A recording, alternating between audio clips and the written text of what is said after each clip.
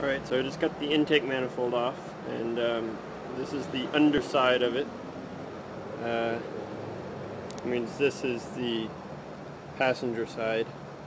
You can see this thing is like completely... oh, that one's not filled. But there's quite a bit of just kind of gunk in here. I'm not sure if you can see it, but I can just kind of like kick off crud from these valves, or from these intakes.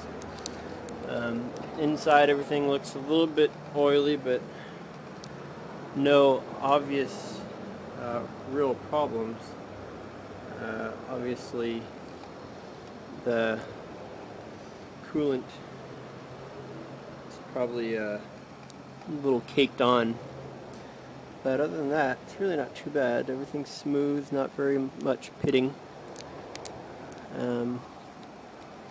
Let's go look at the car.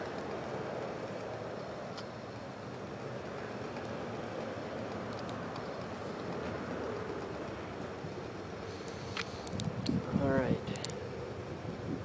so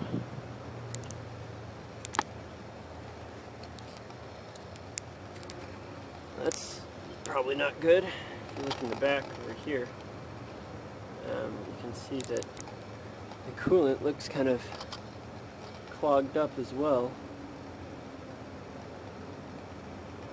You can see it almost folding up in the back. Ah, that's the gasket. Okay. But I don't think it should be closed like that.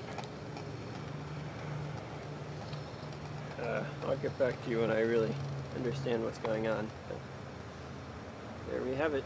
Intake gasket is off. Or intake manifold is off. Now all I have to do is get these heads off on this side and this side. And then we're halfway there.